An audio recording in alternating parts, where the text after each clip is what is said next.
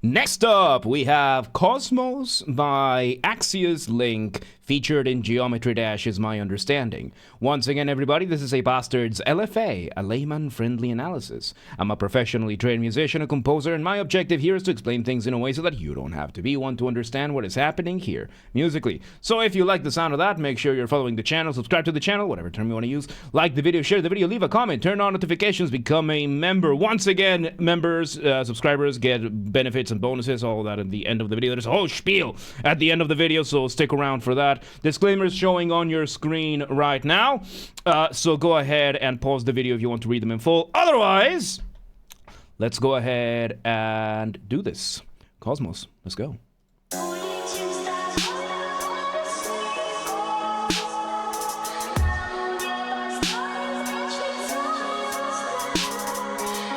Okay, so we start with three main components right now. One of them is the drums, of course, giving us our initial beat. We have a guitar, what sounds to be a guitar with a little bit of, with a couple of effects here and there, giving us an arpeggiated accompaniment. So let's bring up the first two concepts for the day, right? So arpeggios or arpeggiation is when you play a chord one note at a time. And yes, by now I've already humiliated myself with this keyboard, so I'm not going to bring it up again. So here you have a chord being played in full. I'm just going to use C major since it's the simplest key. This is a block chord, and then this is an arpeggio when you play it one note at a time.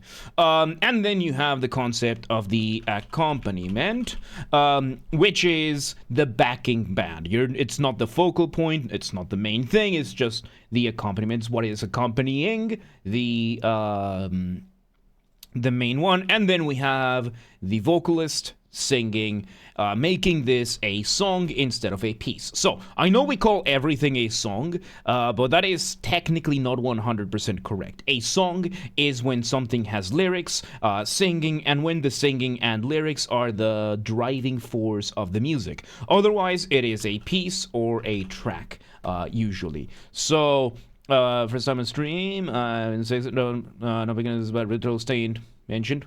No clue, but welcome today. How you doing?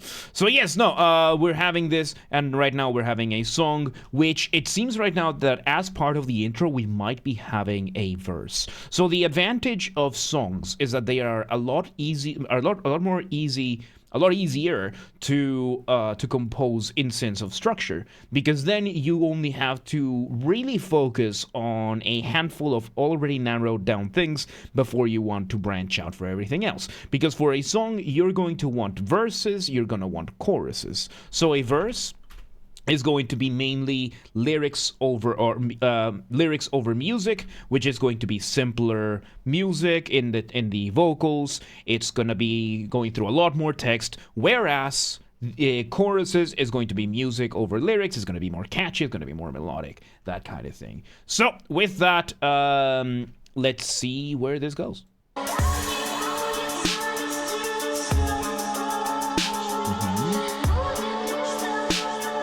The drum changes a little bit of the beat, and we change the melody. It's a little bit difficult to tell, but yes, we started with the first verse. There's a lot of effects. There's a lot of reverb on this, but this is going to be the chorus number one. So reverb, I just mentioned it, right? Reverb being one of the ways that you can emulate echo in music, because most digital instruments, for example, this keyboard over here, this is not an actual piano. This is a digital piano that is emulated, and then I can play through my keyboard. And there are two main types of echo that you can emulate. One of them is reverb, which is you're in a music hall or something like that, and like I can just really crank this up, and then you can hear the difference. Right here is without the reverb. Reverb is usually in a like big room kind of echo. Here it is with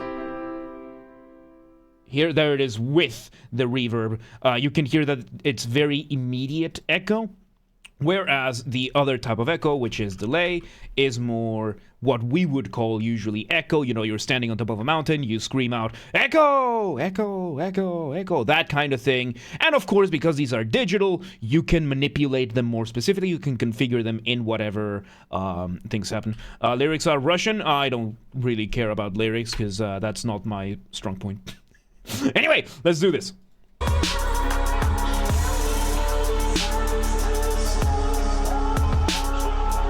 Oh, that's what's happening. Okay, so first off, there's a lot of reverb, there's a lot of effects going on, but there is one more synth in the background doing an emulated delay to what the singer is doing.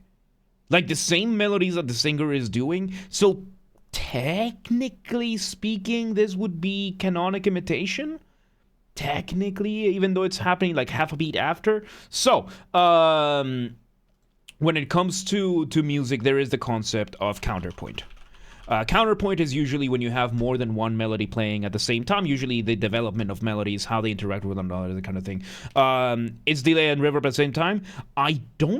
Is it delay? Is it delay? Let me see.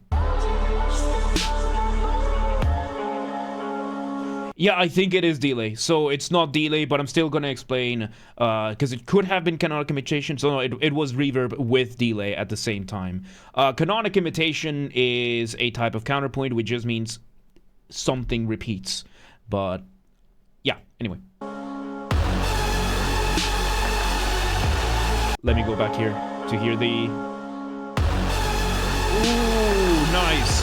Okay, so we have a brief moment of going off the ramp. Off the ramp being, of course, a colloquial term that I use. By colloquial, I mean that there's no official academic definition for this, or at least I'm not using it for the sake of simplicity. I think the right name for this is a hook. But I'm still going to use off the ramp because it's simpler. Off the ramp is what I call a transition. It can be as short as a couple of beats as it was here. It can be as long as an entire section. And the point of it is to make your listeners feel suspended up in the air at the mercy of inertia, waiting to see where you land. Kind of like going off a ramp. How do you do that? Remove the drums. Maybe the bass as well. That is precisely what we did. And now we are bringing in the first beat drop, which is going to be our break, our instrumental break. Yeah, let's see where it goes.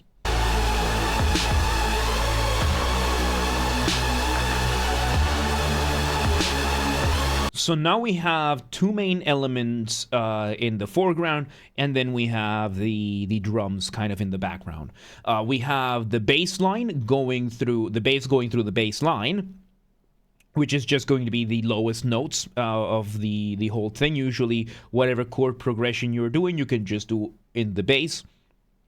And then we have a synth up above, giving us an emulation, an imitation of what the verse or the melodies from before were sounding like. So, I like it. Let's see where it goes. The drums have accelerated a little bit. Added one more element to the drums. Nice.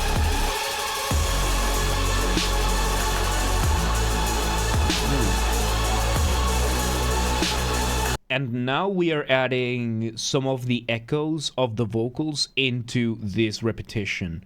So, nice. Let's see where it goes. Every repetition, something is changing. There we have the melody of the chorus now.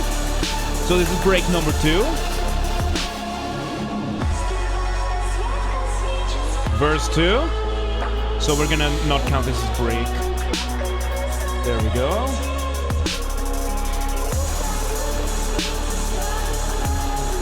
So this is basically the same thing that we had before, and yeah, we just have a stronger drums, we're doing a slight variation on the drums, slight variation on the bass, but other than that, the vocals are staying the same. Realize that I don't like the BB drum structure.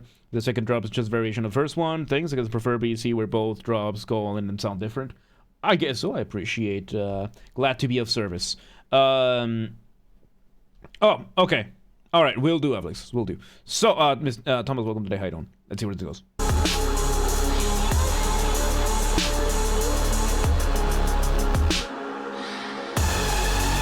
Oh, nice. So here we started with a little bit of the chorus, but we used that as going off the ramp of the hook for our beat drop 2, which is our break. Second half. Oh no, same thing as we had last time, which the break was just verse plus chorus instrumental. That's what our break ended up being. The beat drop, melodies from the verse and the chorus, and everything else. Yarg, welcome to Layman. How you doing? Good to see ya.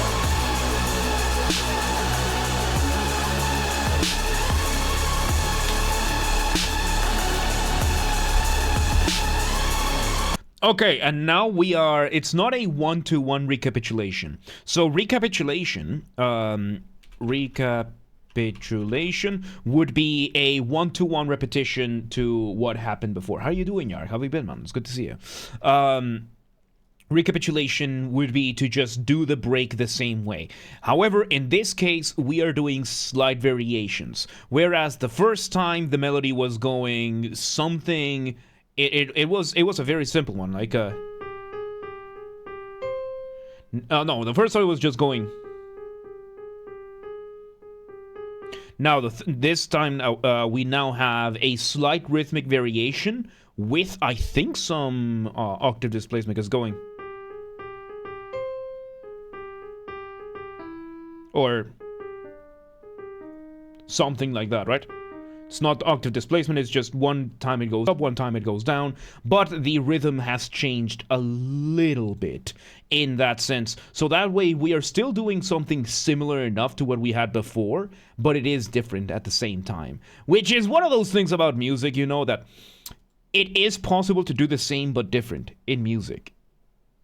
It makes so little sense, but that's just how it is. Let's see where it goes.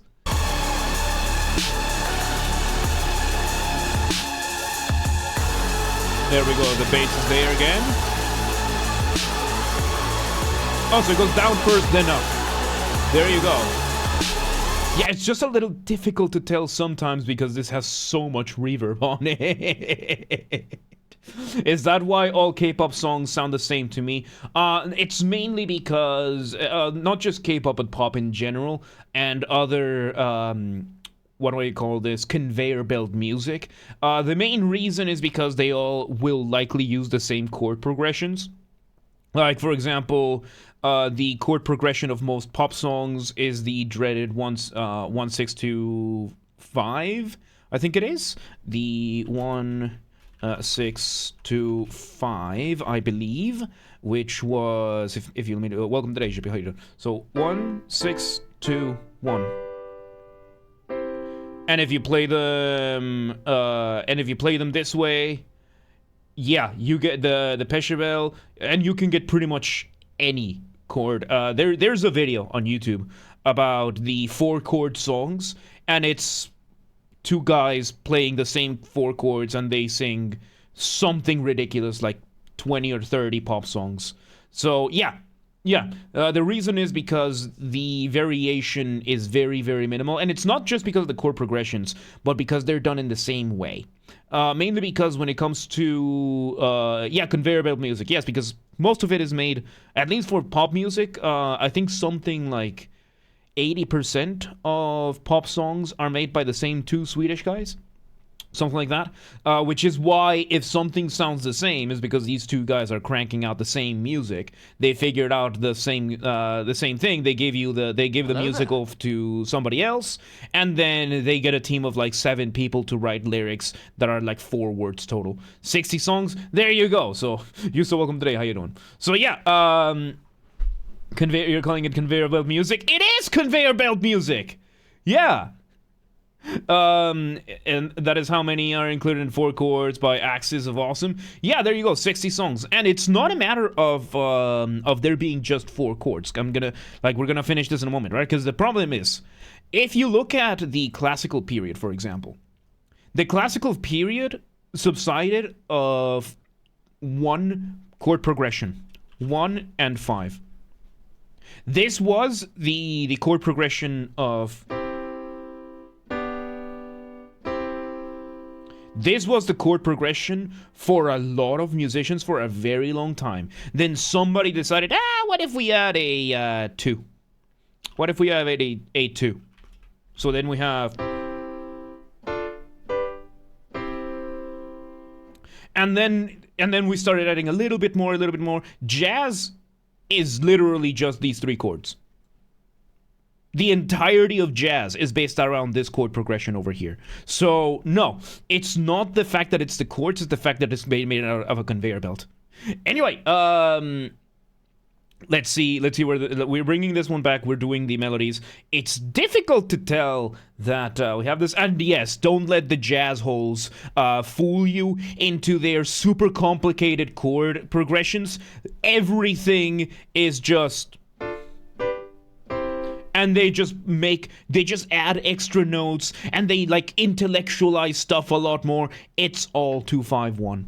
By the way, these Roman numerals are what is called chord progressions, which is just which order of the chords in the scale that you get, that kind of thing. So you do hate pop or jazz more? I am mostly indifferent towards both. I hate atonal music as music by itself. As a purpose, as a tool, it's insanely good.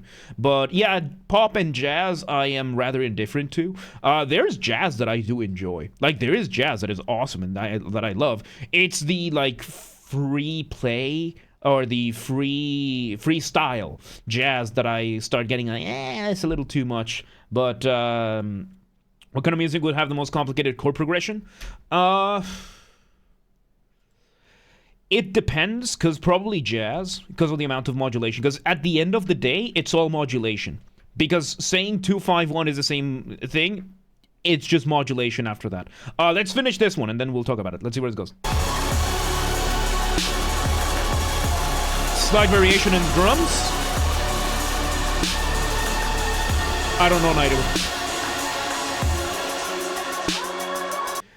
Zelnik, welcome to today. Who are you wishing a happy birthday to? Because it's not me. My birthday's in April. Oh, it's Jeppy's. Your birthday? I thought your birthday was last year. Let's see what it says. Okay, we bring the verse now. Verse 3. Chorus 3. Let's see. How are you gonna end this? Alright, so we end it. We play one last. We let the chorus play one more time. We let it echo out. And we end it there. Man, that was fun. That was a fun track. There you go. That was Køsmøs by ΔXIUS LIIK, featured in Geometry Dash, is my understanding. Once again, everybody, this has been a Basterd's LFA, a layman-friendly analysis. I'm a professionally trained musician and composer, and my objective here has been to explain things in a way so that you don't have to be one to understand what's happened here musically. So, if you're watching this on the YouTube video archive thing, thank you for watching. Make sure you're following the channel, subscribe to the channel, whatever term you want to use. Like the video, share the video, leave a comment, turn on notifications, become a member. Once again, everybody, if we somehow hit 10,000 subscribers on YouTube before Christmas 2025, which is possible, it's an actual possibility, it blows my mind that it is, I will take a single fan fiction of the choice of the community, and I will fully produce, record, and voice act an audiobook for it. We also have a member who offered to do a Discord Nitro giveaway. If you want to offer anything, or if you have any more ideas for me, let me know.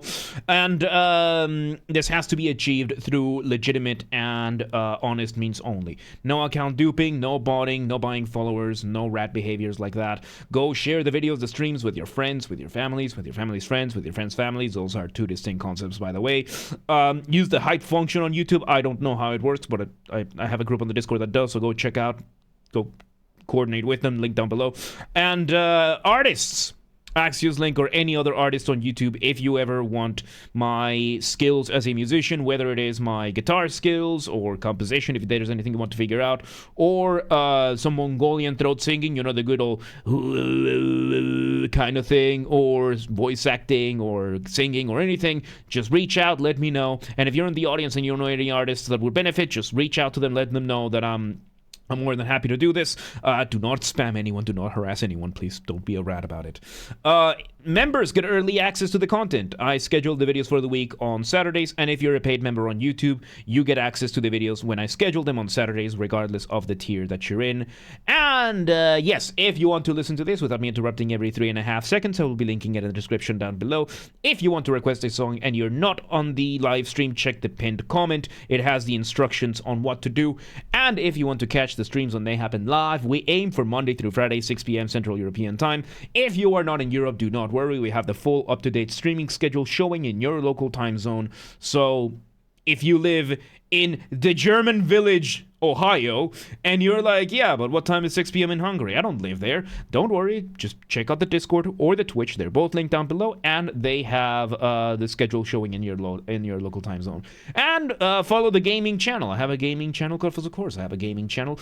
Games are Basterd. That's where we put the gaming recordings of the after shows when they happen. They get recorded on the live stream on the main channel, and then the recordings go to the gaming channel. Link down below, or just search on YouTube for the same username as James R. Basterd. Just swap the J for a G, and you got it. And yeah, there you go. There you go. Køsmøs, ΔXIUS LIIK. Good stuff, man. Good stuff. That was good. But yeah, let's move on.